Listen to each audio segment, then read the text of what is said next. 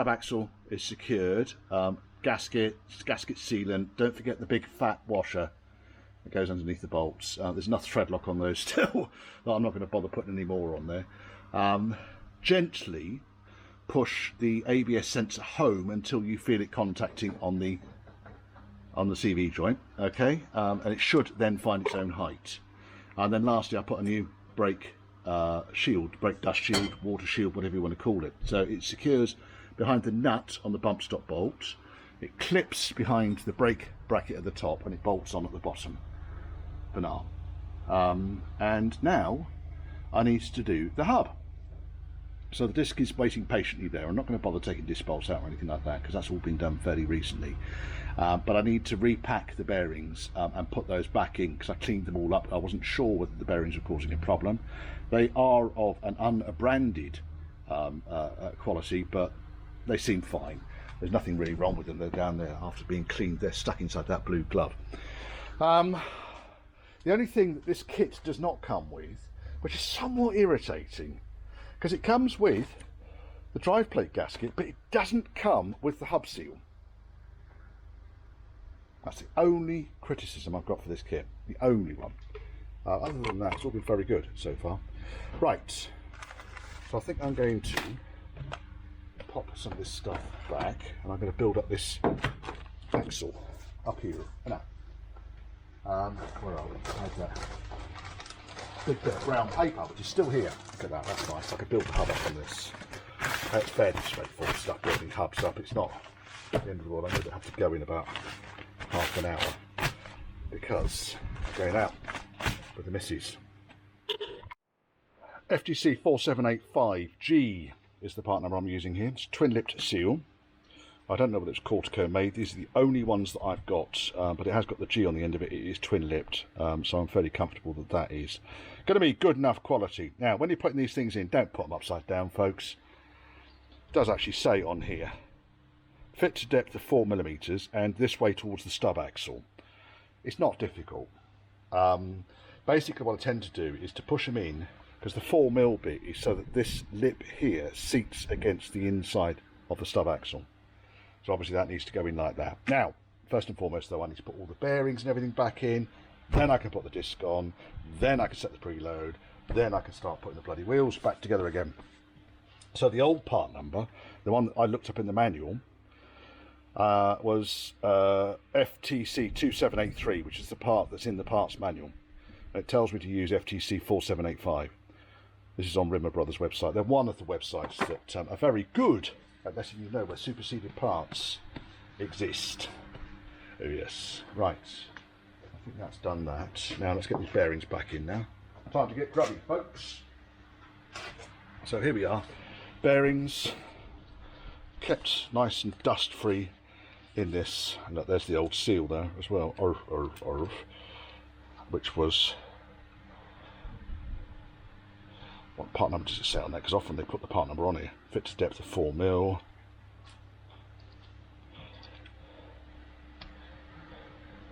This way to stub axle.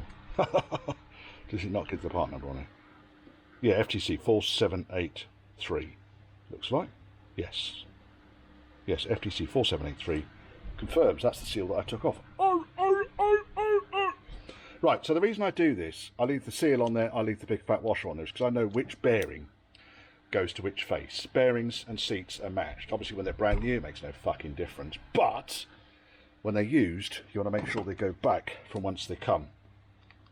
So I'll start with the the inner seal. Goes in there. I'm going to pack this out with grease first of all. So I need the cloth, I need the rubbish out of the way.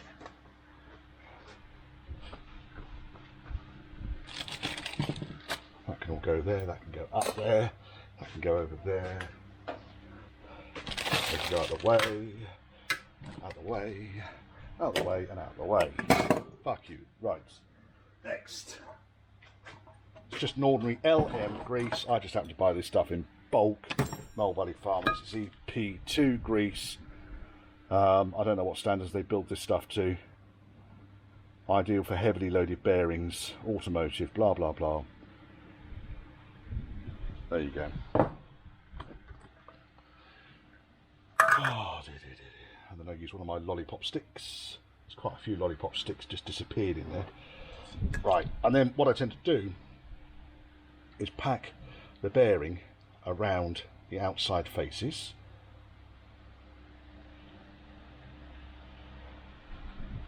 I'm sure I've done this on another video, folks, so if you've seen it before, sorry. Me getting mucky packing bearings in. Drop the bearing in, pack another load of grease around the top here, just so that when it goes in, it is loaded. There we go. And then clothy McCloth face, seal. Now, if I remember rightly, no, it doesn't. I'm going to go with the seal tool, my seal insertion tool. Some people use bearings. There's all sorts of different things you can use. I could probably use a bearing seat actually, but I just haven't got one here. So when you replace the bearings, you kind of use the seat that the bearing sits on upside down, and it fits around the outside of that ring. Okay, so located the bush in there roughly. Hammer there. Then, because this thing's twin lipped, I don't want to damage this outer lip, so I use one of my kind of press pieces, and then just put this so I can go in centrally.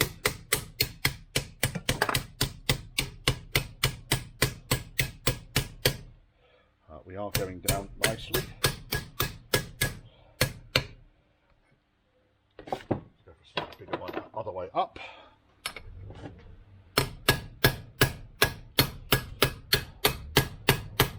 There'll be someone out there shouting at their television. Look at them abusing that seal insertion tool. The problem is with the seal insertion tool, it crushes that outer lip on this style. So this is why I work like this. If you don't like it, well, write to me at British Airways, Ingram's Drive, Uxbridge.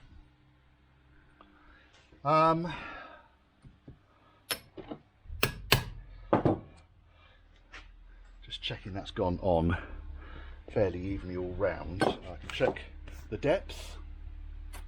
Dunk.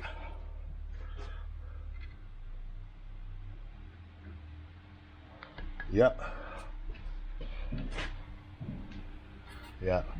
Yeah, right. And then what I tend to do on the other side is to pack the void. Pack the void that sits in between the two bearing cases. I pack that out with grease as well.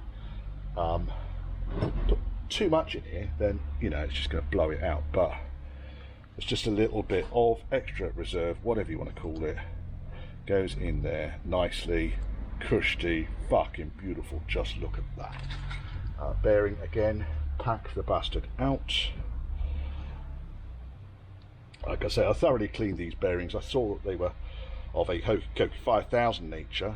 There are plenty of unbranded bearings out there. This one didn't appear to be particularly worn, so it's being reused. If I was replacing, because it was worn out, I'd just not fuck around and put Timken bearings straight in. Yeah, they're affordable. They're not the end of the world. So just go down that route. But these unbranded bearings, fine. I can live with it. Right, and then we'll put that in there. Again, packing the top of the bearing out. Now I'm pretty much ready to put this hub. Sorry, this hub back onto the stub axle. And the Clothy McCloth face, who's right there. I've got the spacer, and I want a big nut. So, come down here. Let you know if you can see. It's hot today.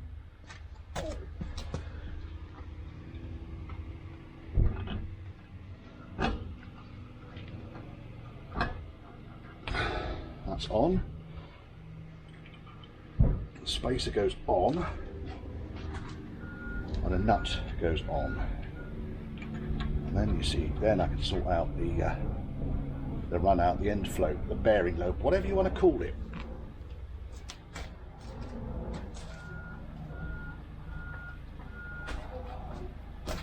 Boys next door are clearing out.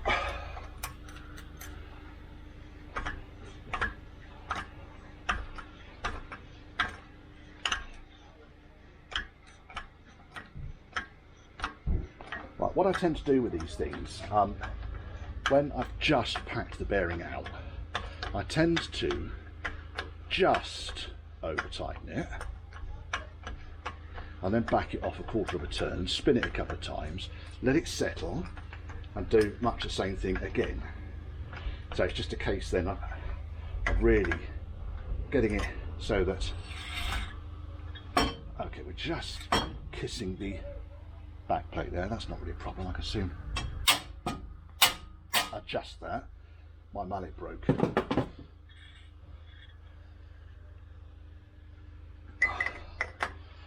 That's a pipe wrench on that.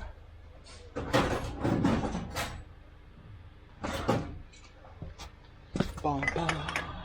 Seems a bit brutal, folks, but it's the way I do them. Right, so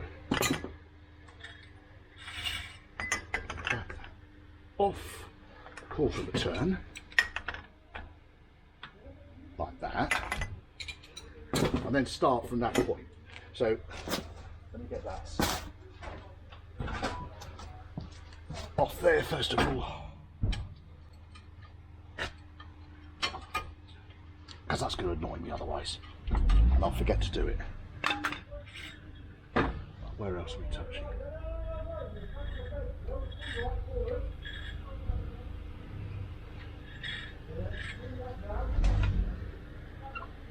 I can't see where else it's touching. I was touching there.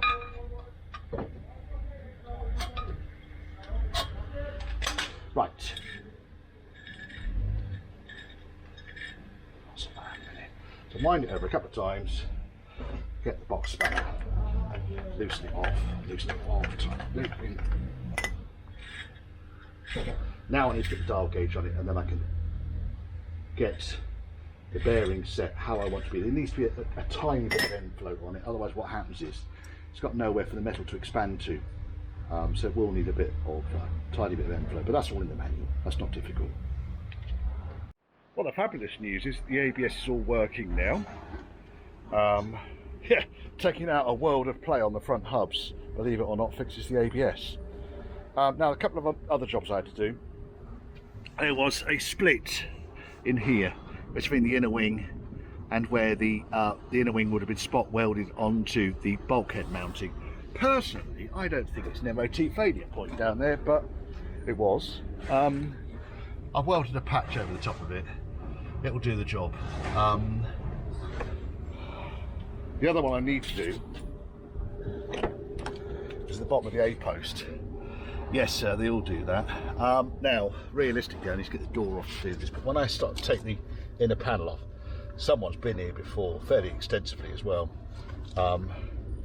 So yeah, it's all a bit of a kind of make, do and mend, I think, to be honest.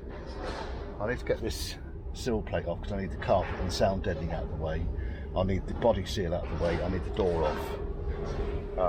So basically disconnected the loom for the door, poke it through the hole for now, and I fucking messed up. You are messed up. Knock the pin that holds the check strap in place, and then I should be able to get the electrics out and extract the door. That's the theory. It shuts nicely, so I'm hoping that the pins do not have massive ridges on them, because if they do, the doors can be a bit of a pain in the arse to get off. Oh yes, don't I know that. Right, doors off. What I hadn't realised, Softdash, the tread plate is plastic. Fucking cheapskates. How cheap's that? Anyway, when you're getting these things off, sometimes you can get a ridge on the pin itself, and you see that the shim is still on there. That shim, really, strictly speaking, I think they either stay there or they stay on the hinge, but we need to make sure that goes back onto the hinge, and this is what they get stuck on. So what I tend to do is to put a blade in there and just see if I can lift it very, very slightly. In fact, that one's in too, that's fine. Now, this shambles down here, yes, it's a fucking shambles. There's enough metal for me to weld onto, but there's not really enough room for me to get in there with a cutting disc. So,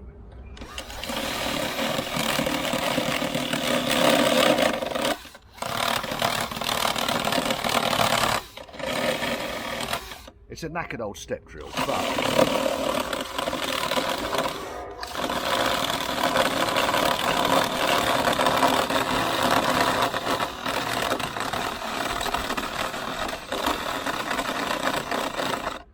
it's actually quite effective at getting the rust.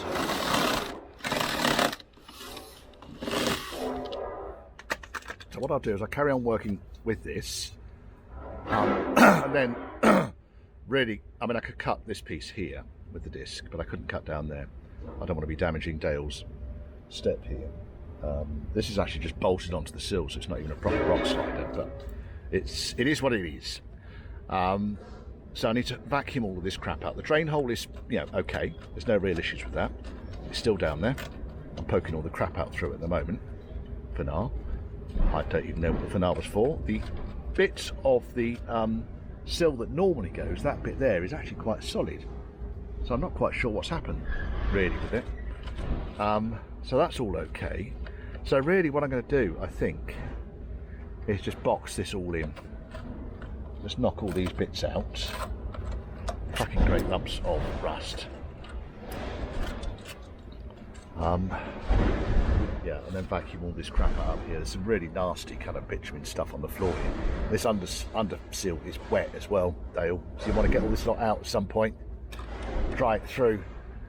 It's not sopping wet, but it's wet enough. Right. I've got to be careful because all the LPG tanks and shit are down here, so this is going to be a very, very, very small job. Just a plate over here and a plate over there. With me? I hope so. I hope so. I really do.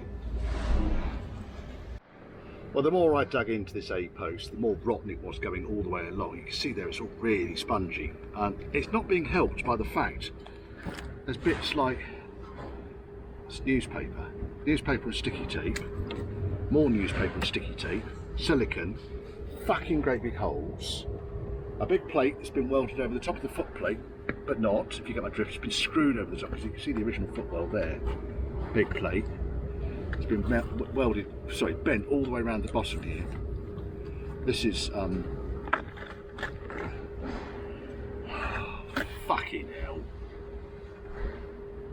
I've just dropped the customer an email. What I need to do really is to drill the spot welds on this fella here, and then bend this out of the way, and then put the repair panel over the top, cut to size.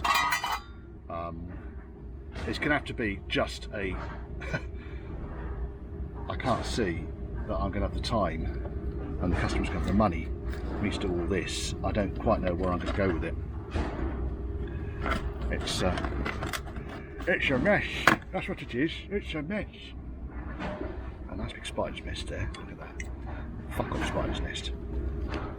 Yeah, but this explains now why the footwell was wet.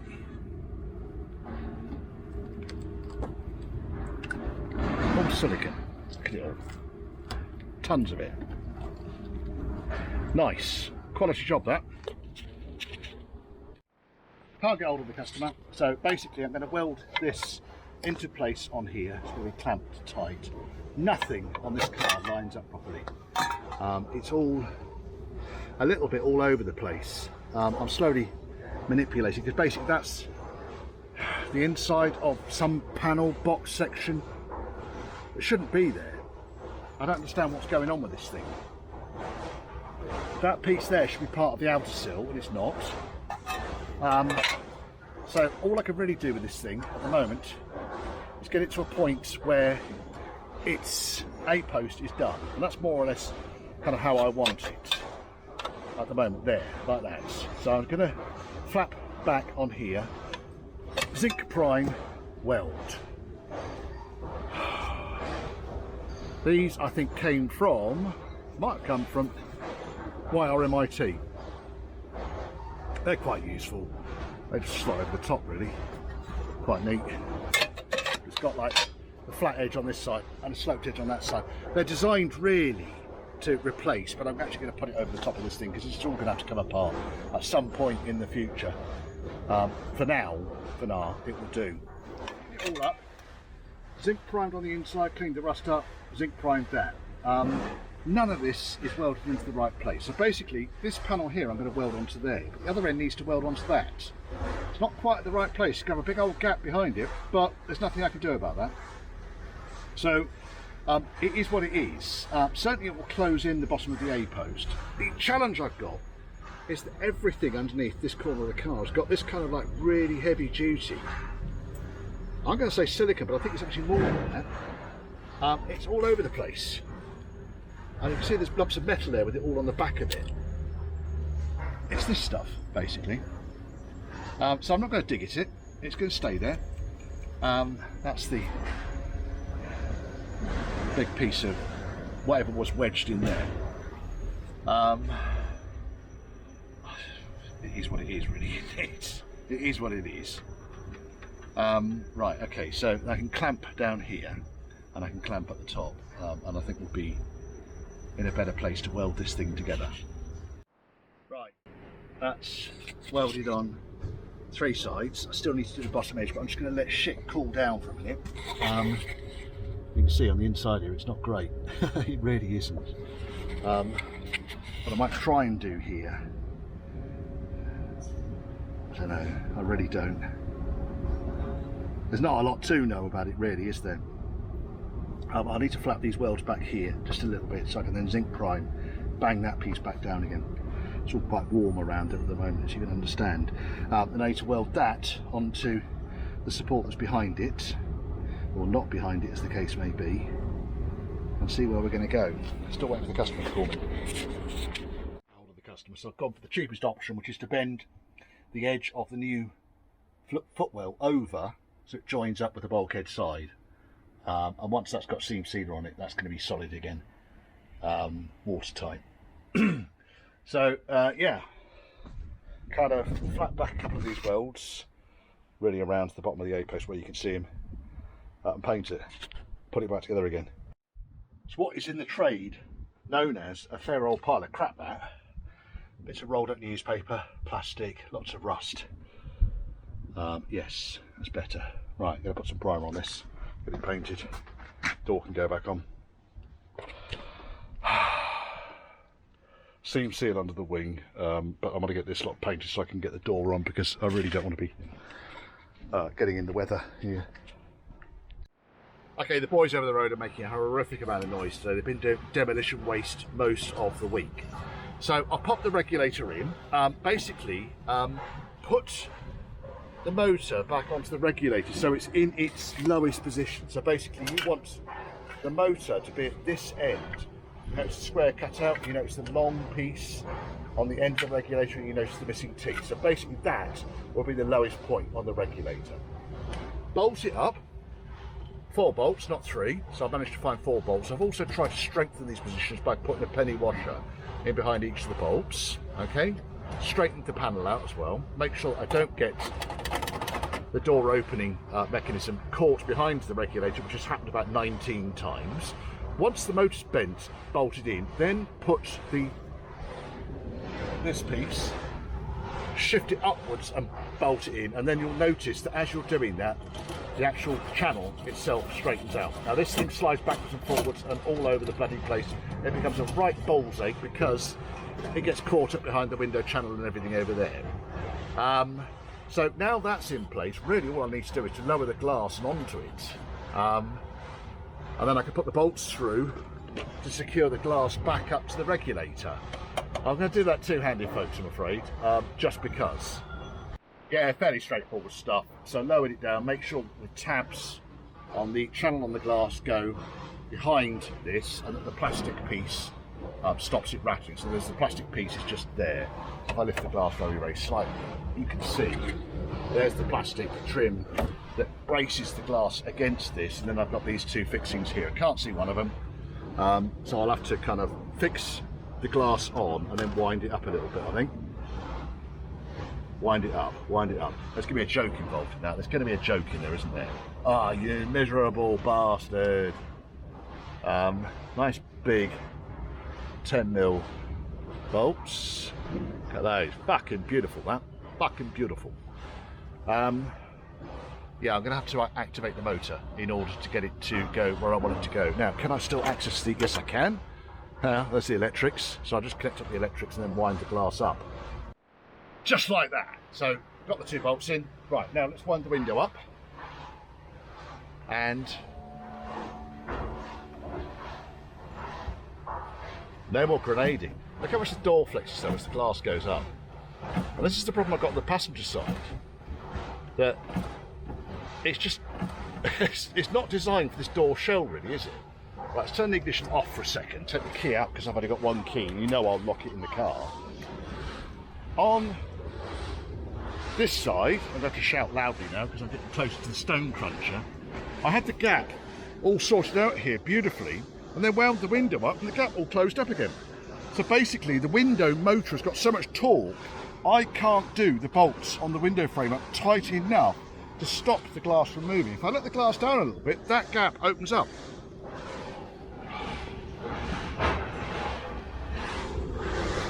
One of the other little foibles of a Softdash, eh? Got it all back together again. This is not behaving because basically someone has filled it up with sort of white grease or something. So this is sticky as fuck. So invariably, when it locks, it just doesn't feel right. So I'm going to have to take the door card off again. Oh dear, oh dear, oh dear.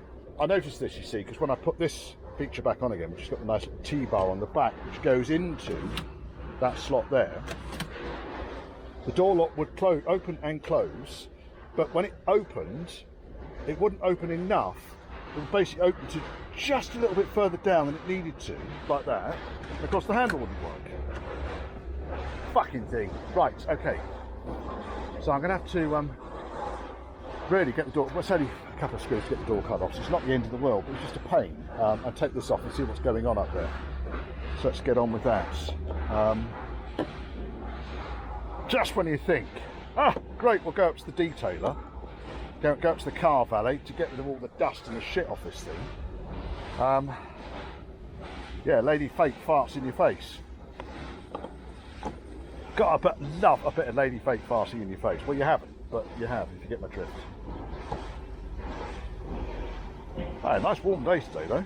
It's had a lovely day. It's a shame I can't hear myself fucking think. But never mind. Probably should have noticed earlier, but it's just so furred up. I don't know what's going on in here, so I'm going to take this unit off. There's only 2 screws at the top here to take the catch off, and there's a rod underneath which goes through the bottom of the plunger. Give it a damn good clean up and reassemble it. And there you go, as suspected, the whole fucking thing is absolutely swimming in grease. So white grease is probably not the best thing to use on these things, folks. I would have thought something silicone based would be more useful. I'm going to go and clean this thing up and see if I can improve the operation. It nearly always helps if they're actually fitted properly. So let me just take it off again. On the back of this there are 2 lugs there. Those 2 lugs go into these 2 slots here. And I'm going to actually demonstrate how easy it is to do this in amongst the din that's going on behind me.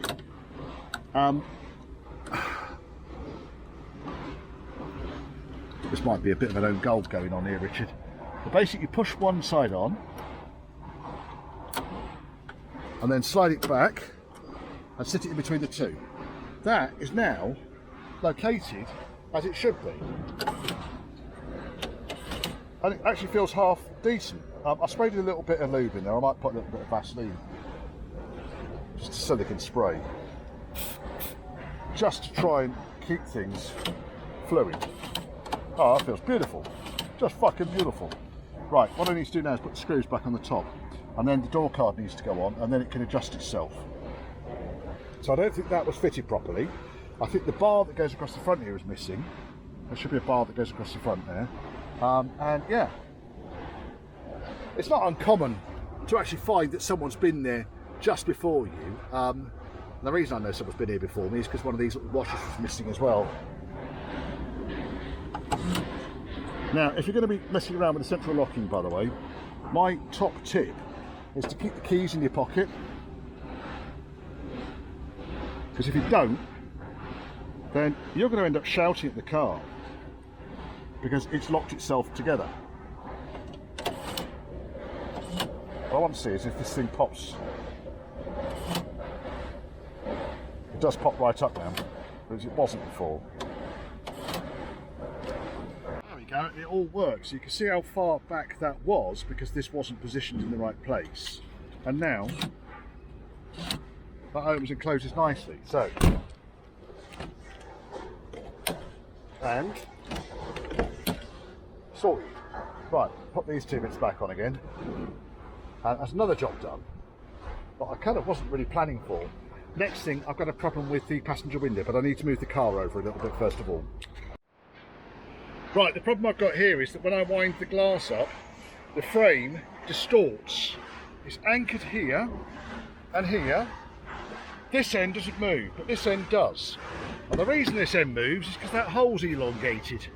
So what I'm going to do is let the glass down slightly first of all. But when the glass comes down, you can see how much I can move this, yeah? So I'm going to move it a fair amount, like that. Then I'm going to reposition this screw back in here, but use a bloody great big serrated washer on the back of it, in the vain hope that it's going to grip. And then what will happen is when the window winds up, it won't be pushing the frame up and then forwards, because it's pivoting off this point and the point down there. Now the bolts I can't do up any tighter. It's because this hole's elongated here, I believe. Right, so I got the bolt in. I've got the serrated washer behind it. I'm doing that as tight as I dare, because obviously I don't want it to be... Observe the gap here. It's not perfect, but it's fairly consistent all the way down. Teleconsistent gap. If you just wedge your finger into the gap and run it, the tip of your finger will tell you whether the gap is opening or closing. That's my top tip for the day. And then what we'll do is whiz round the other side. Lights, sorry, the windows on the Softdash do not open and close unless the ignition is on. So I'll wind the window up. Watch the top of the frame. See how it moves? See here? Fucking thing. You're looking here, yeah? Watch. Oops, wrong way. Window going up. Look how it moves the frame. I think the frame is actually bent, or something wrong with the frame. There's nothing I can do about it. So basically the window's home. Took the keys out because I don't want fucking lose those. And here you can see now, it's a lot better than it has been, but the gap definitely closes up at the top. So we're not touching anymore, but it ain't right. Yeah, there's something fundamentally wrong with the frame, I think. Well, this is it, I think. Dale's coming tomorrow morning.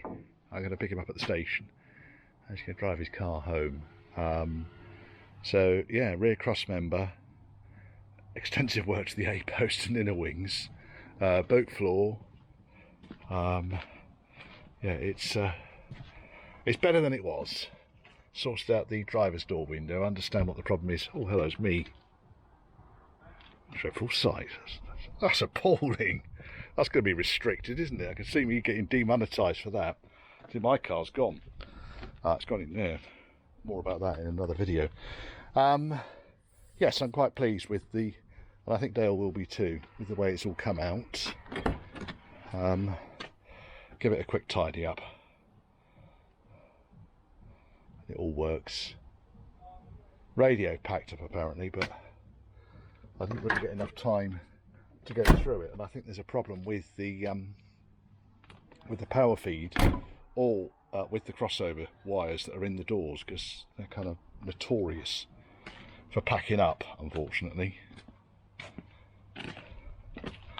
Yeah. At least it'll be a bit more shipshape now for Dale to deal with.